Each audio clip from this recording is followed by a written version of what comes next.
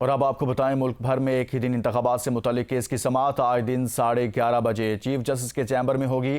انتخابات کیس کی سماعت چیف جسٹس عمر عطا بندیال کی سربراہی میں ہوگی۔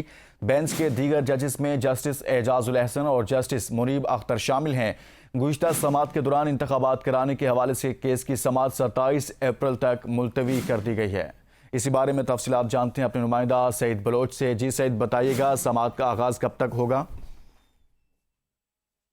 جی، یہ بڑے کیس کی بڑی سماعت آج چیف جسٹس کی سربراہی میں ہوگی۔ یہ سپریم کورٹ کی آج تیسری ڈیڈ لائن ہے اور سپریم کورٹ نے 14 اپریل کو بھی وفاقی حکومت کو یہ حکم دیا تھا کہ وہ پنجاب اور خیبر پختونخوا میں عام انتخابات کے لیے 21 ارب روپے جاری کرے۔ اس سے قبل 4 اپریل کو بھی سپریم کورٹ فنڈ جاری کرنے کا حکم دے چکی ہے، لیکن تاحال سپریم کورٹ کے حکم پر عمل درآمد نہیں کیا گیا۔ گزشتہ روز پارلیمنٹ میں جو پیش رفت سامنے آئی ہے، اس کے بعد یہ اندازہ لگانا مشکل نہیں ہے کہ حکومت ایک بار پھر سپریم کورٹ کے احکامات کی حکم عدولی کرنے کے لیے تیار ہے، اور آج اسی حوالے سے اہم جو سماعت ہے وہ ہوگی۔ جسٹس اعجاز الاحسن اور جسٹس منیب اختر بھی اس بینچ کا حصہ ہے۔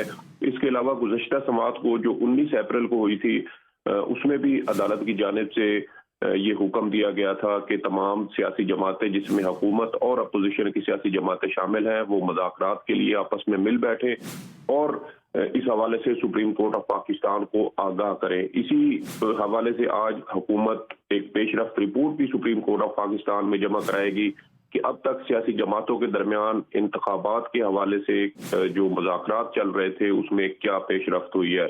گزشتہ سماعت پر پاکستان تحریک انصاف سمیت جو دیگر سیاسی جماعتیں ہیں وہ سپریم کورٹ آف پاکستان میں ان کے نمائندے پیش ہوئے تھے۔ مختلف سیاسی جماعتوں کی جانب سے انتخابات کے لیے حامی تو بھری گئی تھی، لیکن بظاہر اس میں کوئی واضح پیش رفت ہوتی نظر نہیں آتی۔ جماعت اسلامی کے امیر سراج الحق کی جانب سے بڑا اہم کردار ادا کرنے کی کوشش کی گئی تھی۔ سپریم کورٹ آف پاکستان نے بھی ان کی ستائش کی تھی، لیکن ابھی تک مذاکرات میں کوئی بڑا بریک تھرو ہوتا نظر نہیں آتا۔